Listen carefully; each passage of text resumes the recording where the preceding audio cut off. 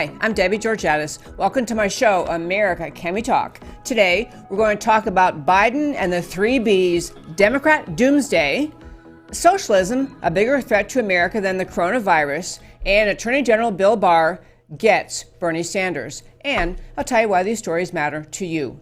Stay tuned.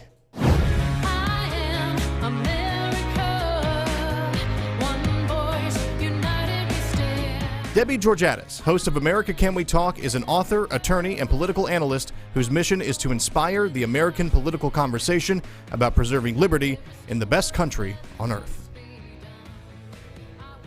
And welcome again to America Can We Talk and to today's First Five. I'm Debbie Georgatos. Well, this is an amazing thing that happened on Saturday. Former Vice President Joe Biden, on his third time running for president, third time he's run, because he ran in 1998 and in 2008. This is the first primary Joe Biden has ever won. It's kind of an astonishing record. So Joe Biden very decisively won the South Carolina Democratic presidential primary. He won with 48.4% of the vote. Very, undeniable victory. 48.4%. Next highest was Bernie Sanders, slightly under 20%. Below that, 11% was Tom Steyer, who's now dropped out. So this is really a turning point, or at least it is an amazing time in the Democrat primary. Because prior to this, in our presidential primary on the Democrat side, Bernie Sanders had kind of steamrolled along. He's won three primaries. So here we are in South Carolina. The great thing about it is South Carolina is more reflective of perhaps more establishment thinking Democrats, more people who are really not radical leftist, Vermont-based socialist voters. These are heart and soul Democrats, and they came out in great numbers to support Joe Biden. So now the Democrats face tomorrow.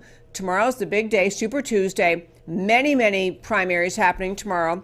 And the Democrat voter is faced with a really stark choice, an undesirable choice. First of all, the only serious competitors left are the three Bs.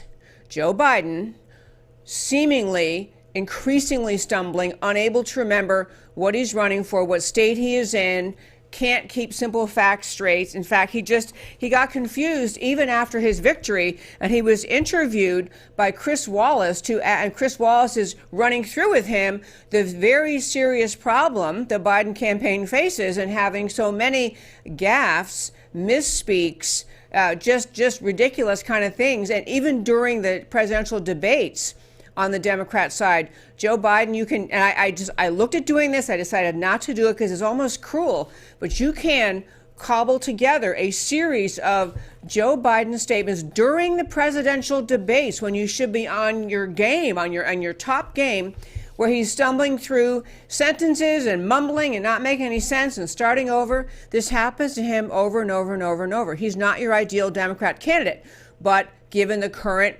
slate, this is for many people the safest one. So Biden has an interview with Chris Wallace about all of the gaffes, and is it going to hurt his campaign? Will people mind or be concerned about his numerous major mistakes in speaking? He said just last week he was running for Senate. He said, president. He thought he was in North Carolina. He was in South Carolina. So to wrap up the interview with Chris Wallace, as they're closing out, Joe Biden said, "Thanks, Chuck." Now, he's thinking of his interview with Chuck Todd, I assume. But in any case, so just even in an interview, it's like a Saturday Night Live routine. Even in an interview where you're discussing your gaffes, he does a major gaffe. But here we have Biden winning the Democrat primary in South Carolina, and many people feeling a little bit relieved on the Democrat side, thinking, okay, maybe we're not going to have to face Bernie Sanders, a socialist, versus Trump with the booming economy. I think the Democrats, many Democrats, millions of Democrats fear that. So here we have. So Biden wins in South Carolina. So we have the three Bs left. We have Biden still in, clearly, Bernie Sanders, the winner of previous primaries, and a very outspoken and, in fact, increasingly radical, and I think it's perfectly fine to call him a communist. When you read the things he says he would do on day one, the man is not just a Democrat socialist. He is a very strident left-wing radical socialist on his path to becoming a communist. And the third choice is New York Mayor Mike Bloomberg, also trying to make in fact, Bloomberg, has been spending all of his money in the big primary states tomorrow, Super Tuesday. So I want to give you a little bit of depth thought about because I do think this is doomsday for the Democrat Party. They had a wide slate of people. They had Klobuchar dropped out today. So Klobuchar's out. Buttigieg dropped out yesterday. Elizabeth Warren said she's staying in until the end. She doesn't say what the end means, but she said no matter, I assume until they get to the convention, but she's saying she's staying in no matter what. But the basic only serious contenders remaining in the Democrat primary are the three Bs. So I want to share just a little bit more about them. So Bernie Sanders, winner of the first three primaries and very strident radical leftist, radical socialist, has been talking about what he would do in the very first day if he wins the presidency. Like, what's he going to do? What does it mean to America if he wins? So he talked about things like he is going to pledge to make an executive order legalizing marijuana in all 50 states. And there has been some dispute historically about whether the federal government could do that. Can they override the state laws, or whether, is that a federal law jurisdiction, federal government jurisdiction, or is that a state one? But in any case, he said in a recent speech that it's very clear he has the authority. Day one, he's going to legalize marijuana in every state, moving forward to expunge the records of all people arrested for possession of marijuana. He's going to ensure that 1.8 million illegal immigrants will be protected from deportation. So he's going to protect legal immigrants staying here. He's going to end ICE raids. I mean, the guy is a radical leftist. And as you know, if you listen to this program or you listen to his speeches, he is talking about making everything that costs money magically be free. He is the king of the free lunch promises, making many, many, many Democrats nervous because most of the programs he's proposing, such as Medicare for All, which is socialized medicine, which is basically a promise that he is going to tax all of America enough to make health care free. Same thing with college loan debt and making public college free, all public universities to be free, and paying off all the college loan debt. And you stop and think about that. If you're the hardworking, tax-paying American who saved money to send your kids to school, or you're a student who worked your way through, went to college because you had jobs, one or more jobs that you worked during college, your tax dollars are going to pay for the debt incurred by a college student who you didn't ask that student to take out that loan. You didn't co-sign on the loan. You got no benefit of any kind from the loan made to that student, but you're on the hook to pay for that student's debt. This is not sitting well in mainstream America. So you have Bernie Sanders remaining in the Democrat primary, very, very scary to many people. And I want to turn to Bloomberg for just a minute before we wrap up this first five. So Michael Bloomberg is trying to portray himself as kind of the grown-up in the room. He's been around. He's been the New York City mayor. He knows how to get things done. And, he's a former executive because he's been mayor. I mean, in the political world, he's been mayor of New York City. I want to play a clip. I want you to hear, this is Mike Bloomberg being interviewed and was on 60 Minutes. He was interviewed and talking about essentially what happened in 2016 and why he thinks what happened in 2016 and those elections make him the most viable candidate in 2020. Here's Mike Bloomberg. A few years ago, there was a revolution against the intelligentsia. People said, those people, particularly on the coasts, are trying to tell us what to do. They wanted a change. That explains Donald Trump. Now, people seem to have changed. This cycle, people want stability. Yeah, I don't think so. This is him trying to say that this whole populist uprising that brought President Trump into office in 2016 was due to just disdain for the ruling elites. But now that America has seen 4 years or 3.5 years of a non-ruling elite, of President Trump being in office. America's ready for a change. They're ready, and he's kind of saying, bring back the ruling elite. Vote for me. I'm a ruling elite. I have tons of money, and I get whatever I want. And you people in America have now realized you need the ruling elite. You can't have these, ridiculous characters who have no political history, who have no political, resume. You can't have them running the country. You can't have a guy like Trump. All the populists probably deeply regret their vote in 2016. This is Mike Bloomberg, completely out of touch with America, completely out of touch with all the voters who flocked to the polls to get Trump elected in 2016 and who will do the same thing in 2020. There's more about Bloomberg, but I want to be sure and leave time for a couple other stories today. But I urge you to go to our website, americacanwetalk.org. On the homepage under shows, drop down list of links. You can read a really insightful piece written about Bloomberg and the kind of guy he was as a mayor. Bloomberg is not just wealthy. I mean, many wealthy people are in politics. Politics are expensive, and so, many wealthy people are able to fund massive campaigns. Bloomberg is not, though, just wealthy like other people are wealthy. He makes Donald Trump look like an everyday Joe in comparison of wealth. Bloomberg is worth around $60 billion, B as in boy, billion. He is the world's, not just the country's, the world's 9th richest person.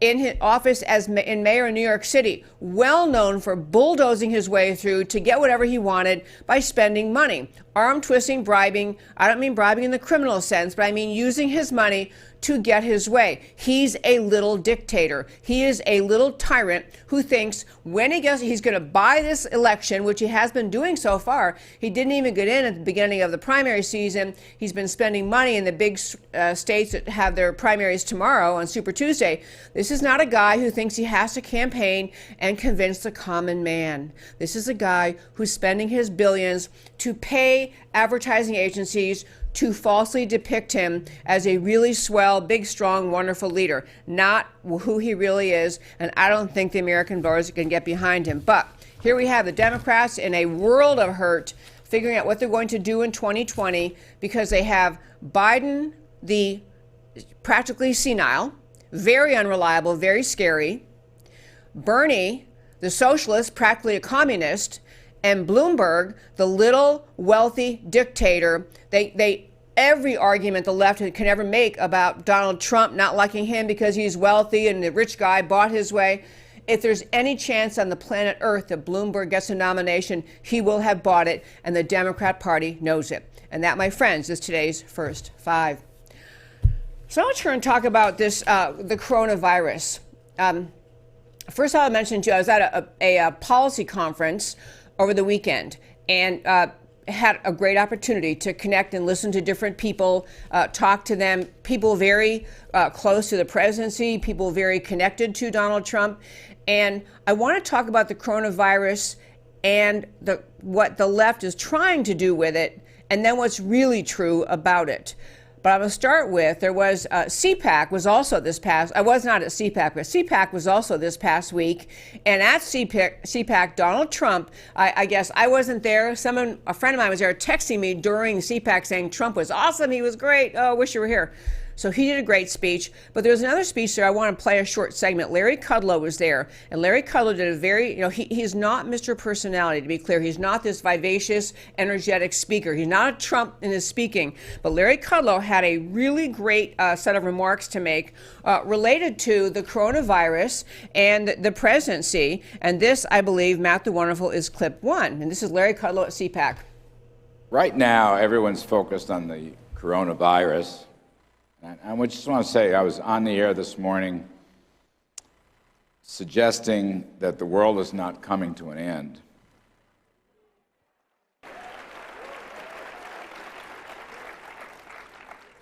And suggesting that President Trump has made it very clear that the highest priority we have is the health and safety of the American people. And he has taken unprecedented and historical steps to contain the virus, protect Americans, to make sure that this will turn out to be a low-risk proposition, not a high-risk proposition.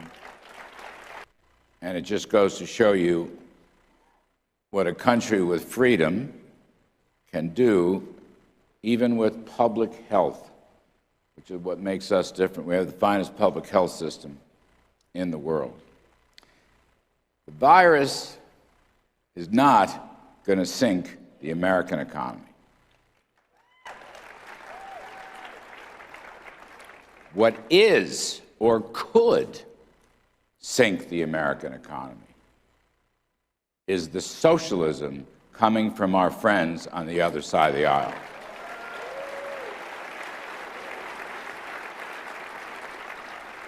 That's the biggest fear that I have today.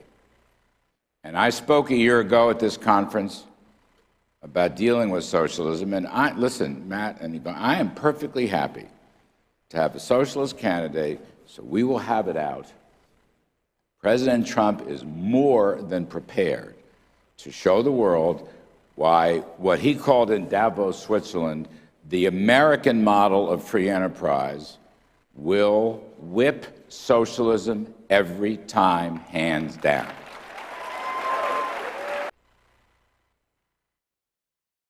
Fabulous in that clip. As I say, he's not the, he doesn't have the Trump personality. He doesn't, when he speaks, he doesn't have people on their feet clapping and leaping, but he's such a serious, substantive thinker and so wise and so confident in his manner of speaking. I want to hit it, but 3 or 4 points about the coronavirus. First of all, I agree with Larry Kudlow.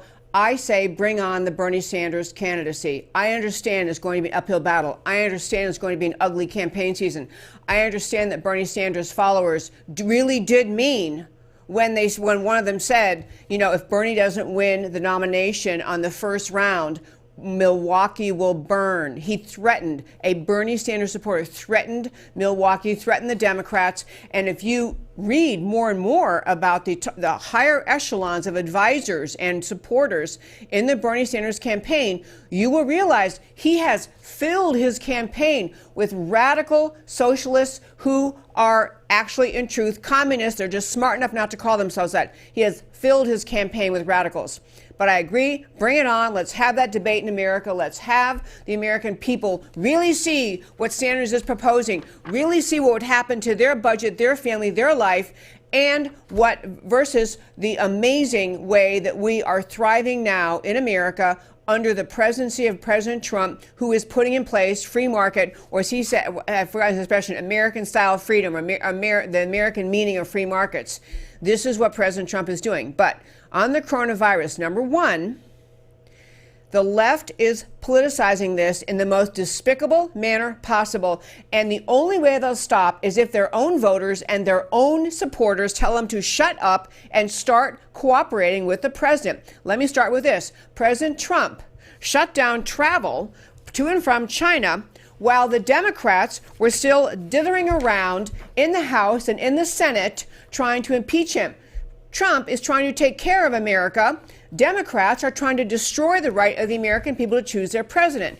Trump had a tweet out saying, I was criticized by the Democrats when I closed the country down to China many weeks ahead of what almost everyone recommended. Saved many lives. Dems were working the impeachment hoax. They didn't have a clue. Now they are fear-mongering. Be calm and vigilant. Also to point out Gordon Chang, who's been on the show numerous times. He's a national treasure, an expert on China, has also pointed out he was mocking someone who was trying to claim that the stock market going down, which it did, it had a big dip down in response to fear of the coronavirus. And so the Democrats gleefully piling on saying, oh, this is it. This is how we'll get Trump. We'll have problems in the economy, problems in the stock market due to the coronavirus, due to the supply chain issues with China, and the economy will go down, and that's how we'll get Trump. So Chang is responding to one of those idiotic tweeters,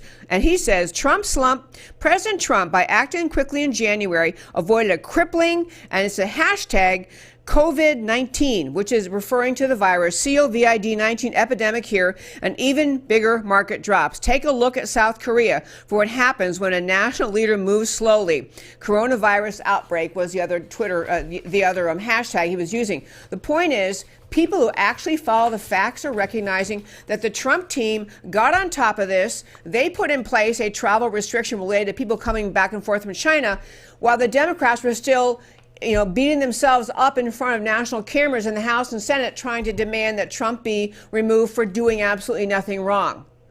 But moving forward in the coronavirus, there's also and actually one other person, Gordon Chang, one other tweet I want to mention, let's be clear, less travel equals fewer infections. And he also says, Moon Jae, to please China, failed to close the border. That failure to act inevitably led to the crippling COVID-19 epidemic in his South Korea. So South Korea's got a big problem now. But another thing on the coronavirus I want to point out, this is a really important point in an election year where we may be facing a socialist candidate on the American left. China, the Communist Party of China, and reminder, the economic system communists use is socialism.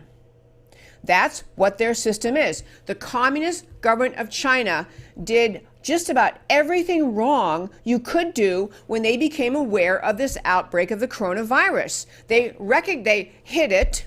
They lied to their people about it. They arrested someone who pointed it out, arrested a doctor who later died from it. They tried to suppress the news.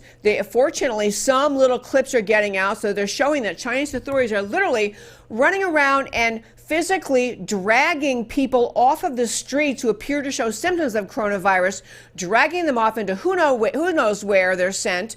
Evidence that the use of crematories, of disposing of bodies dying from coronavirus, is on the uptake in China, and all of it's secret, all of it's hidden, all of it with the effort to try to maintain control. The core of communism, the core of socialism is tyrannical power held at the highest level of government. It has nothing to do about caring about people, nothing to do with concern for the welfare of the individual, everything to do with control. So this is how China carried out their reaction to the coronavirus. Arresting people, hiding the truth, failing to acknowledge to the world, failing to help the world become aware of the problem. They even, I know I covered this a couple weeks ago, but the quickest thing, if you want to understand the abject disdain for the value of human life and the abject, just complete not caring about the health and the safety of your people in China, after the government knew about the coronavirus and that it was deadly and that it was spreading,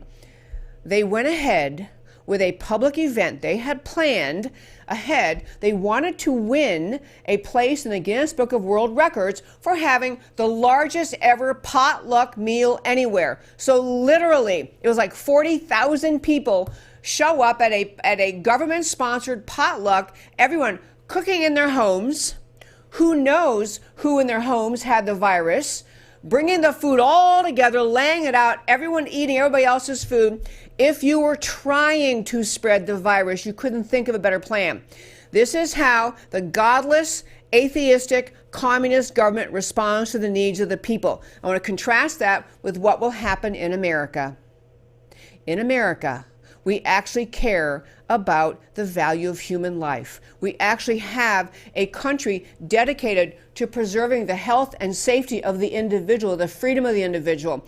The entire government response from the Trump administration is 100% opposite of what the communists did. In America, we actually have a country rooted in Judeo-Christian notions of love for your neighbor, care for your neighbor. President Trump was on board right away, understanding restrict travel with China.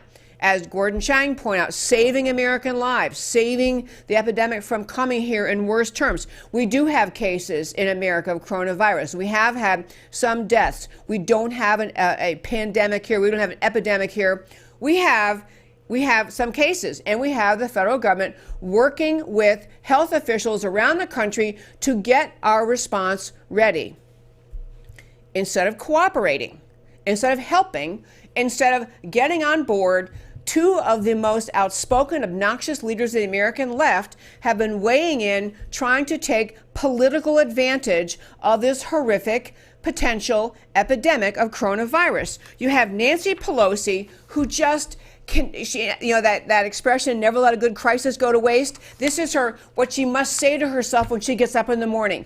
What can I find to accuse Trump of today? What can happen in the world that I can somehow think up some idiotic connection and blame Trump for it? So President Trump announced that he was going to have Vice President Pence take charge of the coronavirus response. So Vice President Pence has already talked about bringing in experts of all different kinds, bringing in people who can help planning with the response of the healthcare system and the doctor who can understand best how to treat it, bringing in experts of all kinds to come up with the best plan possible to protect America, which is what you would want the vice president to be doing, given that he was given that job.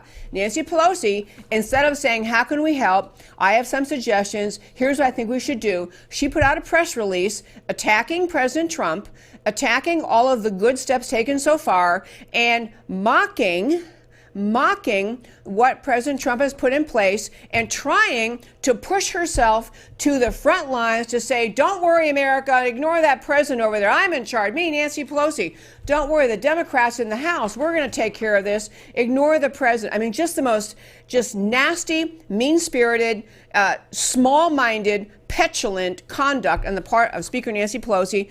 Her statement was, the American people need a well-coordinated whole of government, like WHOLE, whole of government, fully funded response to keep them safe from the coronavirus threat. Unfortunately, the Trump administration has mounted an opaque and chaotic response to this outbreak. She just makes up stuff. She just lies. So she goes on to say, the Trump administration has left critical positions in charge of managing pandemics at the National Security Council and the Department of Homeland Security vacant.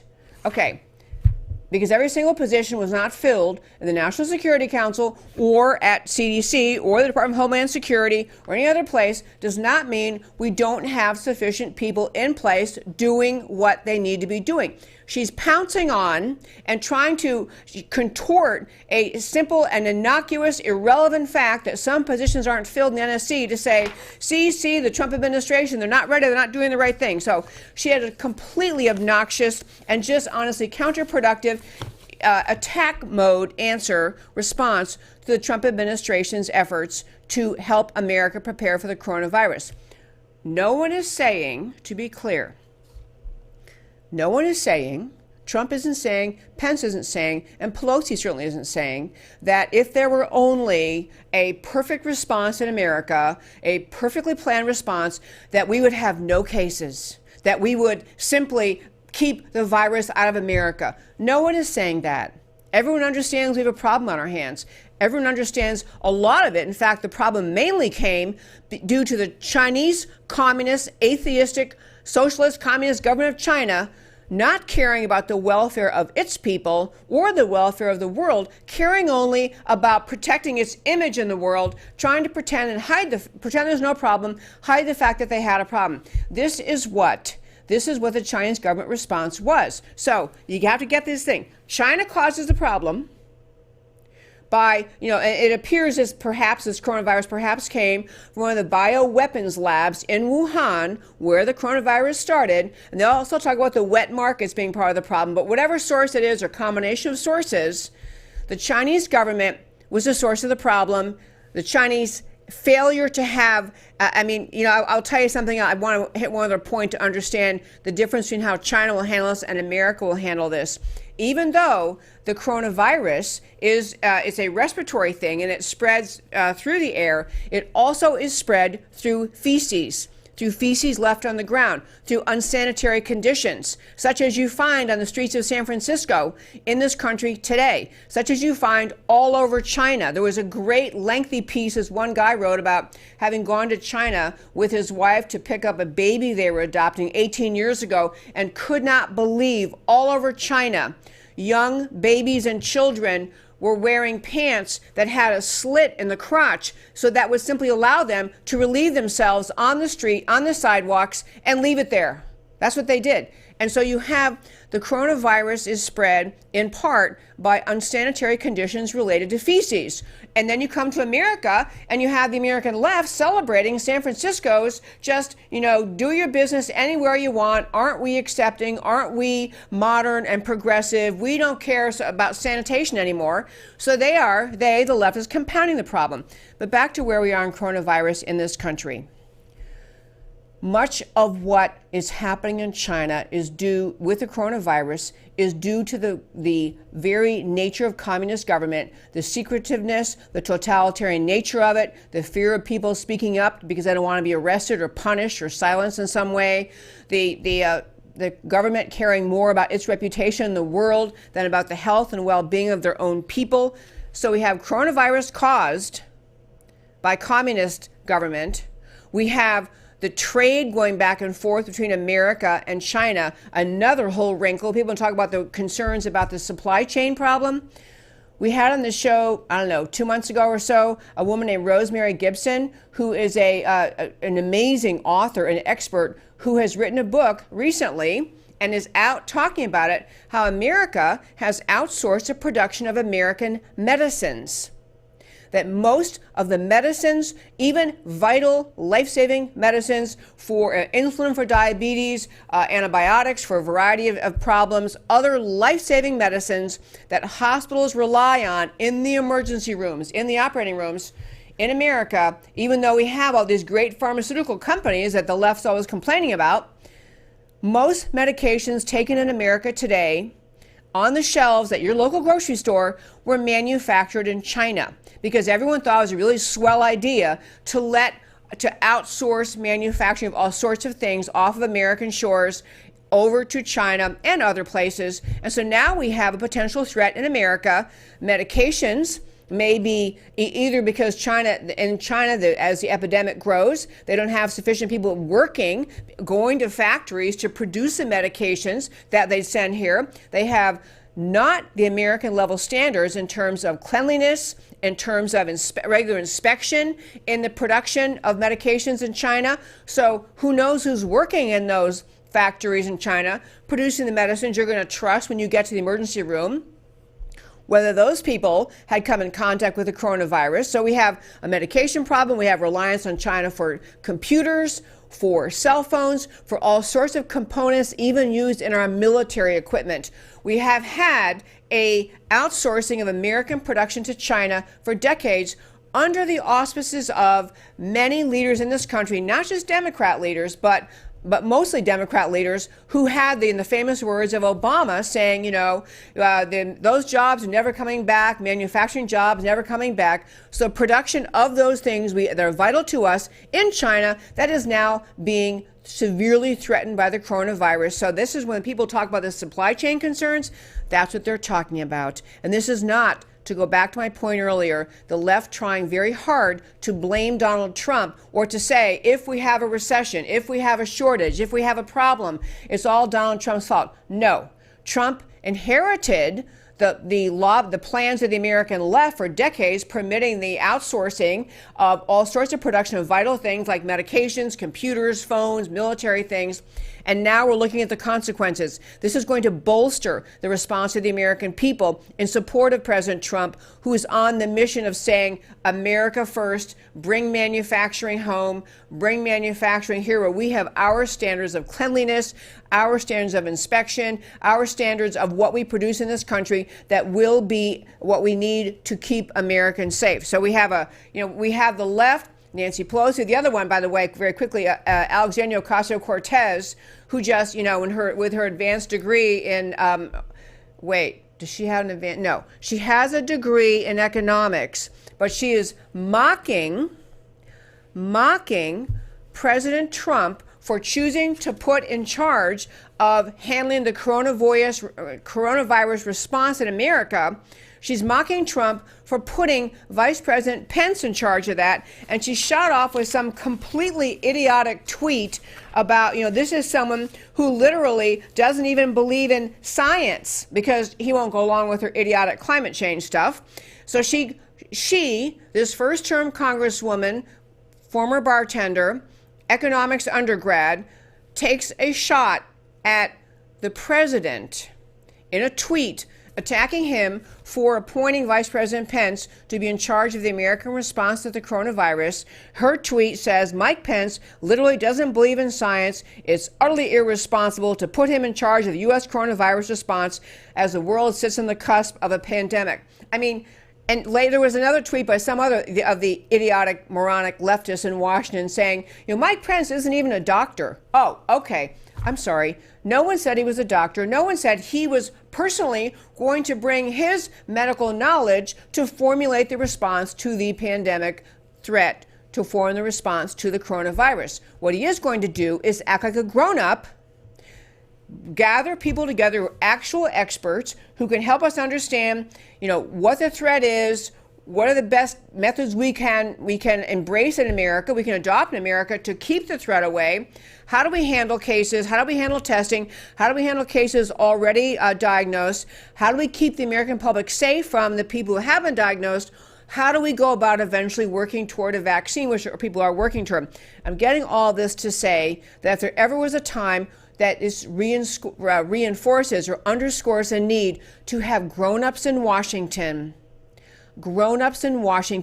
dealing in a responsible manner with a threat to America, this is the great reminder. You have Pelosi firing off, let me take charge, and falsely and with no basis at all, calling Trump chaotic and opaque when he's been out there stepping out, taking the lead in stopping Chinese travel back and forth from China as the problem became apparent, even while the Democrats are spending all day long trying to find a way to get Trump out of office. So I'm not saying anyone has an instantaneous solution. I'm saying that no one on the left is acting like a grown-up. No one. No one on the left, at least the spokespeople in Washington, who could be saying, we want to help President Trump, we want to support him, tell us what we can do, what do you need funding for, whatever they could be saying. They're instead, as the left so often does, that whole notion of the idea that when there's a problem, never let a good crisis go to waste. Jump in, score political points, score political advantage if you can.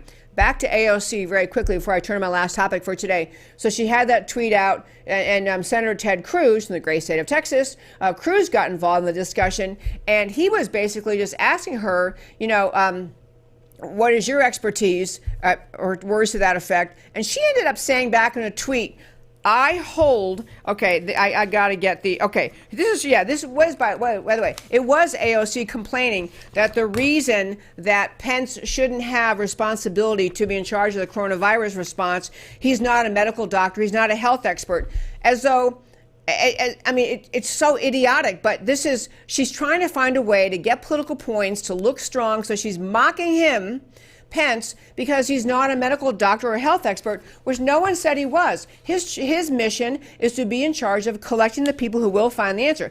Anyway, AOC took off and talking about, how she was such an expert, and she ended up saying, I hold, this is AOC in a tweet, I hold awards.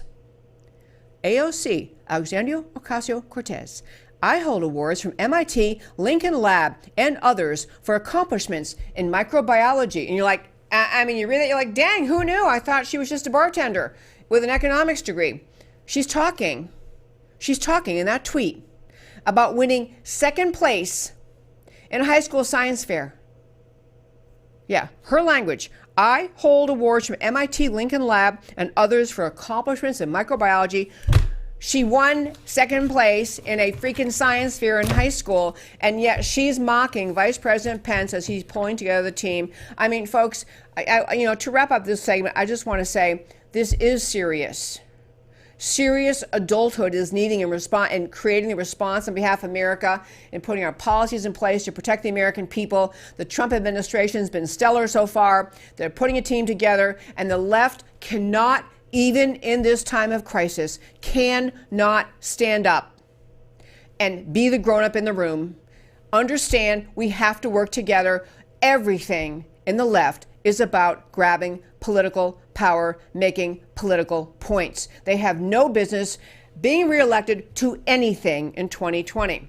One last quick topic for the day. So Attorney General Barr gave a speech There's an annual conference. I've never gone to it, but it's called National Religious Broadcasters, NRB. It's quite large and been around a long time, and many religious broadcasters attend. So Attorney General Barr gave a speech there, and I want to play a little clip that he had to say, and then just tell you a few quick things.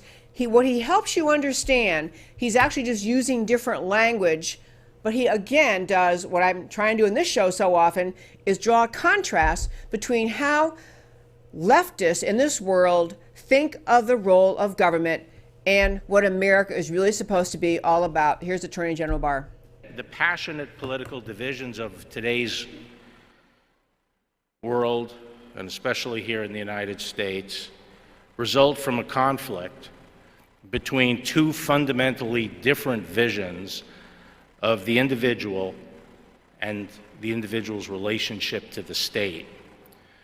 One vision undergirds the political system we call liberal democracy, which limits government and gives priority to preserving personal liberty. The other vision propels a form of totalitarian democracy, which seeks to submerge the individual in a collectivist agenda. It subverts individual freedom in favor of elite conceptions about what best serves the collective. Although totalitarian democracy is democratic in form, it requires an all-knowing elite to guide the masses toward their determined end. And that elite relies on whipping up mass enthusiasm to preserve its power and to achieve its goals.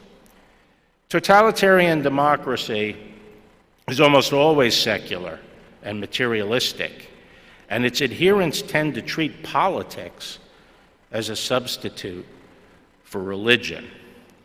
Their sacred mission is to use the power of the state to remake man and society according to an abstract ideal of perfection. Over the past few decades, those further to the left have increasingly identified themselves as progressives rather than liberals.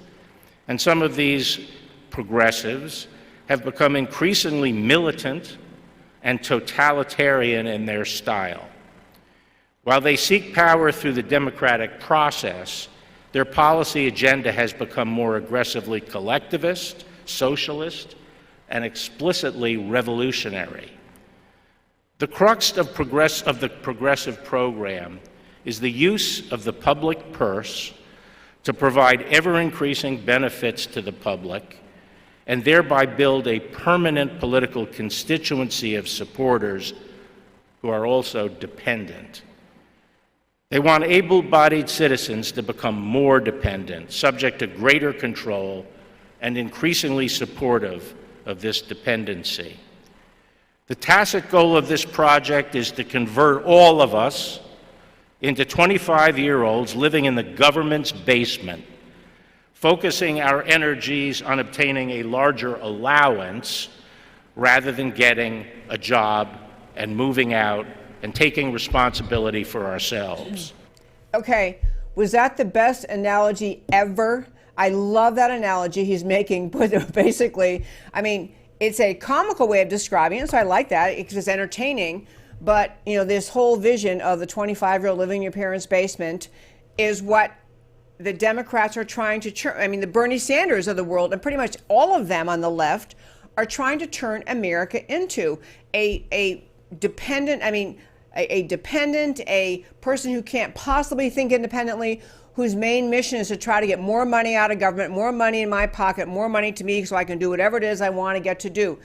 And that, I love that analogy. It was a really clever one. And I want to urge you, that was just a little segment of his speech, but on our website, americancanwetalk.org, you can go on the homepage under shows, drop down list of links. I linked to that whole speech. I really encourage you to listen to the whole speech because he goes into a lot of political philosophy about the difference between, you know, what leftism stands for in the world today, the radical, progressive, totalitarian, tyrannical, socialist, communist left stands for, and what the idea of America is supposed to be.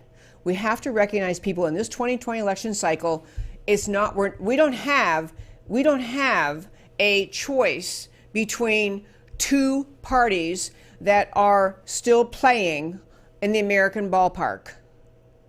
There are not two parties playing in the American ballpark. Bernie Sanders is the most honest of the left because he admits he's a Democrat socialist. He wants to take control of everything. He wants to force tax. He wants massive tax increases, confiscation of private wealth. He's no different than Castro and Maduro. No different in Venezuela. No different at all. All that he is saying, he's trying to couch in terms of sharing and caring and helping these poor people who have this problem or that problem or big student loan debt. But what he's proposing is nothing different than what Castro or Chavez and then Maduro in Venezuela proposed, which is give him power. He will take all the money away from all the rich people. He will liquidate their wealth. He will take tax money away from everyone. He's finally had to admit even the middle class will pay more in taxes so that he can be in charge of everything. This is flat out un-American.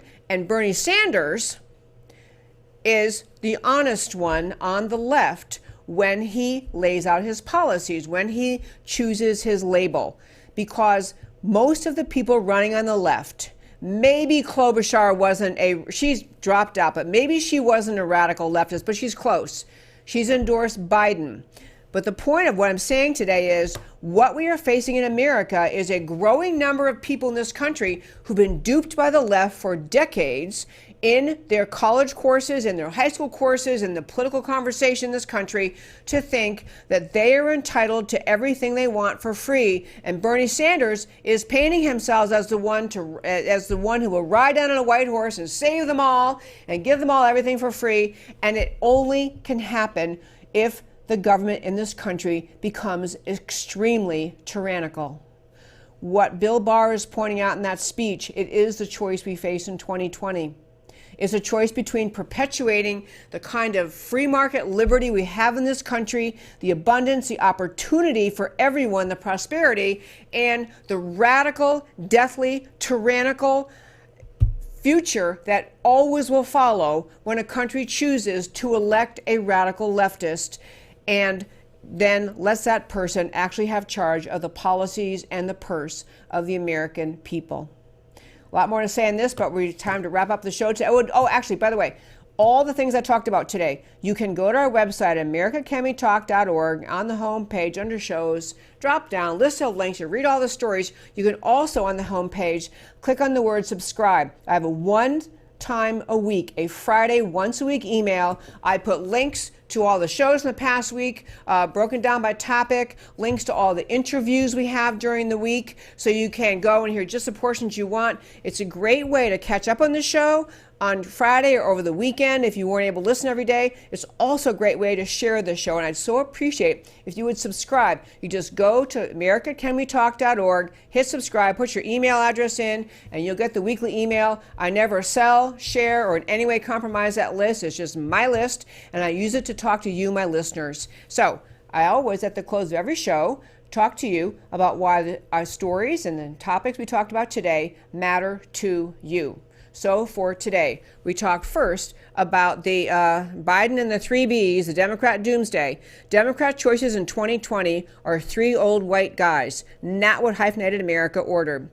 77-year-old Joe Biden, mental failing is plain and cringeworthy to all adults. 78-year-old Michael Bloomberg, smug elitist, no ability to connect with real people, history of offending women and black Americans. 78-year-old Bernie Sanders, an angry communist, promising tyranny. He's promising you tyranny. Donald Trump, at 73, is more robust, alert, and savvy. He will defeat any Democrat running, in my opinion. Biden as nominee, Sanders supporters will riot and stay home on November 3rd. Bloomberg as nominee, Sanders supporters will riot and stay home, and traditional Democrat voters will vote for Trump. And Bernie as nominee, radical leftist turnout, sane Democrats stay home. In any case, the GOP must turn out. And on socialism is a bigger threat than coronavirus.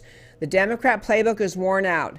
Never let a good crisis go to waste isn't working. Hysteria is exhausting as a campaign strategy. Coronavirus has been taken seriously by the Trump administration from the get-go. There are no magic solutions. Vigilance, wisdom, determination, persistence are needed. Larry Kudlow reminds, socialism is a much greater risk to America than any virus. The American spirit is about optimism and overcoming, not panic and surrender. Politicization of the nonpartisan coronavirus will backfire on the Democrats. This is not how Americans think. Americans pull together in times of crises. President Trump's statue will rise and not fall from this episode. And finally, Bill Barr gets Bernie. Attorney General Barr's speeches are one reason Americans believe that the Barr-Durham investigation will impose accountability on the deep state criminality that subverted the Constitution.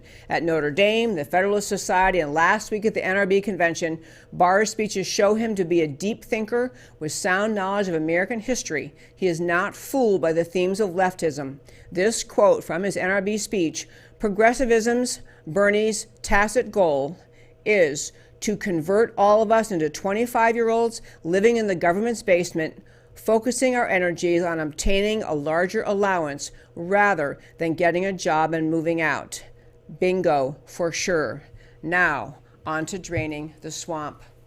Thank you, my friends, for tuning in to America Can We Talk. I love talking with you every day, Monday through Thursday, 3 p.m. Central Time. Love to hear from you. You can email me at americacanwetalk@gmail.com. I do try to reply, especially if people have a question or suggestion. Love hearing from you. Urge you to follow, subscribe, whatever it is, whatever social media you're hearing this show on. Please follow, like, tweet, support. Love your support to help to grow this show. And mostly, I invite you to tune in every Monday through Thursday at 3 p.m. Central Time to my show, America Can We Talk, where I always talk truth about America, because America matters. I'll talk to you next time.